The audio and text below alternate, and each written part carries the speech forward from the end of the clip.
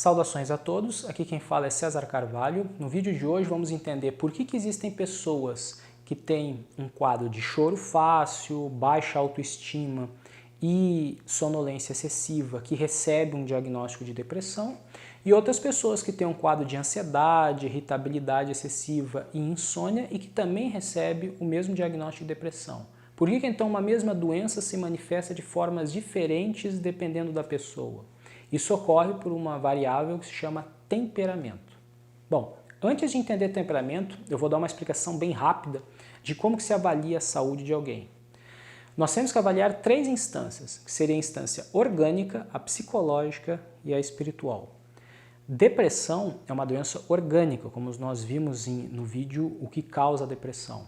Então, basicamente o que tu vai ter são duas situações, ou uma redução na produção de neurotransmissores no cérebro, principalmente dopamina, noradrenalina e a principal serotonina, ou tu tem uma resistência nos receptores aos quais esses neurotransmissores se acoplam no cérebro. E aí, o que a gente vai ter? Basicamente, a principal causa de redução na produção de neurotransmissores seria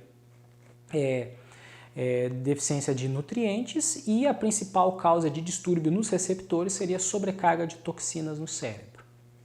Bem, em relação ao psiquismo, quando a gente avalia a estrutura psicológica de uma pessoa, o que nós estamos estudando, na verdade, são os algoritmos mentais. O que é um algoritmo? Um algoritmo seria como se fosse uma programação prévia que uma entidade tem de resposta a um determinado estímulo no meio.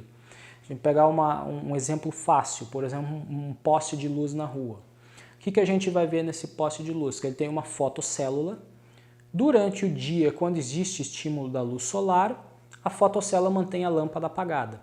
À noite, quando não existe mais o sol batendo ali, a fotocélula liga a lâmpada. Isso é um algoritmo simples, que é o sistema da fotocélula.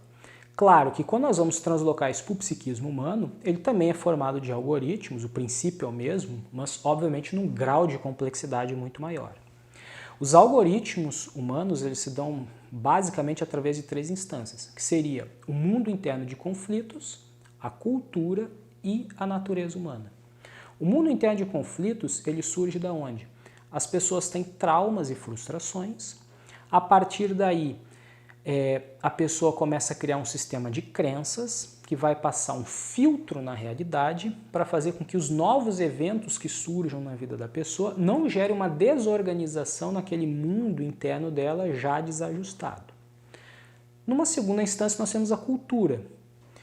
De onde que ela surge? Quando o ser humano percebe que não existem recursos suficientes, tanto recursos materiais quanto recursos humanos, a partir daí se estabelece um conjunto de normas, de condutas que as pessoas devem seguir a fim de gerir esses recursos que são escassos. A isso se dá o nome de cultura, que é basicamente o conjunto da moralidade da sociedade que a pessoa vive. E numa terceira instância nós temos a natureza humana. A natureza humana, que eu me refiro aqui, seria a natureza do Homo sapiens, que é o animal cujo corpo o nosso espírito habita. Bom, o temperamento ele é uma característica do espírito humano. O temperamento não é uma característica nem da estrutura psicológica e nem orgânica. O que ocorre? Existem 4 temperamentos. As pessoas elas vão ser um temperamento puro ou um predominante com um secundário. As pessoas nunca vão ser 3, 4 temperamentos ao mesmo tempo. Se ela está se identificando dessa forma, é que na verdade ela não está conseguindo avaliar direito que temperamento que ela tem de fato. E a outra questão é que o temperamento ele é imutável. Tu nasce com aquele temperamento, o que ocorre é que conforme tu vai evoluindo espiritualmente, determinados defeitos, vamos colocar assim, que o temperamento tem, eles vão meio que se apagando e virtudes que ele potencialmente tem começam a se desenvolver. Bom, quais seriam os 4 temperamentos então? Tu vai ter o colérico, o sanguíneo, o fleumático e o melancólico. Para a gente poder entender temperamento e depressão, é bom a gente focar em 2 características que são disfuncionais da pessoa que está com depressão, que seria a autoestima e a sociabilização. As pessoas que são coléricas e sanguíneas, elas tendem a ter autoestima elevada. São pessoas que tendem a se achar mais bonitas, mais inteligentes, mais capazes do que de fato elas são. Em contrapartida, as pessoas melancólicas e fleumáticas, elas tendem a ter autoestima mais baixa. Elas geralmente se acham menos bonitas, menos inteligentes e menos capazes do que de fato elas são. Em relação à sociabilização, as pessoas coléricas e sanguíneas, elas são extrovertidas, elas têm facilidade para interagir socialmente. As pessoas melancólicas e fleumáticas, elas são introvertidas, elas têm mais dificuldade de interagir socialmente. Só que a causa da introversão e da extroversão é diferente nos 4 temperamentos. Uma pessoa sanguínea, por exemplo, ela é uma pessoa que ela tem facilidade para fazer amigos. É aquela pessoa que está sempre com um sorriso no rosto, a pessoa é sempre positiva, qualquer ambiente que ela chega, ela já facilmente começa a se entrosar. Essa seria a pessoa sanguínea, sempre positiva. A pessoa colérica, em contrapartida, ela também é extrovertida, mas não pelo fato de ela ter facilidade para fazer amigos, mas facilidade para fazer inimigos. Elas são pessoas extremamente combatentes, pessoas impositivas, pessoas fortes. Elas tendem a impor muito a sua vontade e, invariavelmente, a tendência delas é construir inimizades, né? Mas o que a gente vai ver? Tu vai ter pontos fortes e pontos negativos em cada um dos dois, né? O colérico, como eu estava colocando, embora eles tenham esse tipo de características, são também pessoas que têm altos níveis de energia, são pessoas que acordam cedo, que são disciplinadas, que conseguem botar muito empenho no trabalho. As pessoas melancólicas e fleumáticas, elas tendem a ser mais introspectivas, mais introvertidas, e a causa também é diferente de cada um deles. Por que um melancólico ele é mais introvertido? Porque o melancólico ele é uma pessoa muito reflexiva, muito observadora. Tanto que todos os grandes sábios, os grandes filósofos e pensadores da humanidade, via de regra, eles têm um temperamento em algum componente melancólico, justamente por essa característica. Só que o que ocorre? Como as relações humanas, e aqui eu estou colocando a natureza humana do Homo sapiens, a natureza animal, ela se dá através de situações de dominação e submissão num nível mais primitivo. Respeito a gente desenvolve em níveis espirituais mais evoluídos. Em níveis mais primitivos as pessoas não funcionam através do respeito. O que ocorre?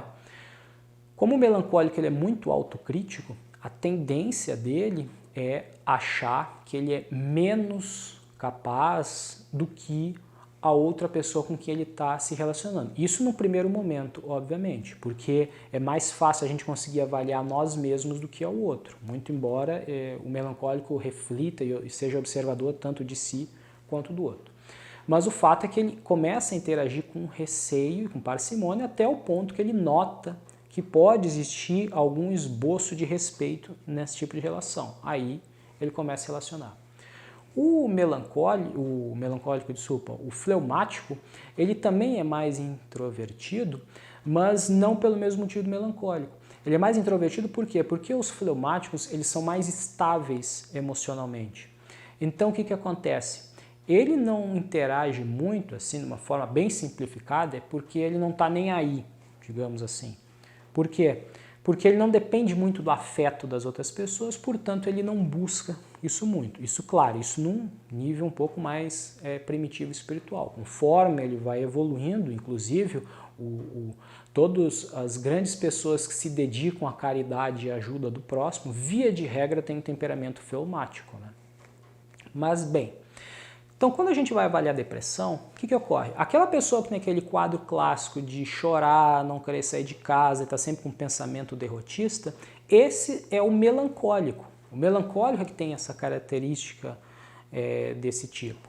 Tu nunca vai ver, por exemplo, um colérico com esse tipo de temperamento. O colérico, quando tem depressão, a tendência dele é o quê? Ficar mais ansioso, irritável, brabo e ficar brigando com todo mundo. Ele tende a ficar mais assim, né? Porque o colérico ele é muito reativo, né? Ele é aquela pessoa que tem um pavio mais curto, né? Então essa é a manifestação quando ele está com um desequilíbrio metabólico cerebral que está interferindo no seu controle emocional. Quando a gente vai ver um fleumático, por exemplo, como ele é aquele temperamento que é mais equilibrado emocionalmente, ele não tende a ficar nem irritável por qualquer coisa que nem um colérico, nervosinho, e nem triste, para baixo, deprimido que nem um melancólico. Ele fica lá estável emocionalmente, mas o que ele sente mais é a sensação de fadiga, de cansaço, de falta de energia. Os fleumáticos, no geral, já tendem a ter mais esse tipo de sintoma, e quando tem um quadro de depressão, ele piora ainda mais. Os sanguíneos, como são pessoas bastante otimistas, quando eles têm depressão, eles têm um quadro mais ou menos parecido com o fleumático. Ele tende a ter menos energia, ele tem alguma labilidade lá, do tipo chorar por qualquer coisa, seja por coisas tristes, mas não numa tristeza muito profunda, mas até por coisas felizes, né? Que é aquele que diz manteiga derretida, né? Acontece uma coisa boa, já começa a chorar também. Conforme ele vai equilibrando neurotransmissores, a tendência é que isso reduza. É por isso que a gente vai ver, então, que o quadro de depressão, então, depressão cerebral, ele varia de uma pessoa para outra, né? Porque o temperamento varia, mesmo que o distúrbio que ocorre no metabolismo cerebral seja o mesmo. Bom, agora a gente vai fazer um exercício, caso não consiga ainda ter entendido mais ou menos como é que é o temperamento, identificar ele, tem um exercício que se faz, que já é bastante antigo, tá? Que eu vou trazer hoje. Que é o quê? A gente está vendo esse copo aqui. Se tu for perguntar para um sanguíneo em que estado que está o copo, a resposta dele natural vai dizer, o copo está meio cheio. Se tu for fazer essa mesma pergunta para um melancólico, a tendência é dizer que o copo está meio vazio. Se tu for perguntar para um fleumático, a resposta natural dele é dizer o quê? O copo está pela metade. Se tu for fazer essa mesma pergunta para um colérico, dependendo do estado de humor dele, o que ele vai te responder? Que isso aqui é filosofia barata e vai te mandar longe. Geralmente é o tipo de reação que ele vai ter. Por hoje é isso.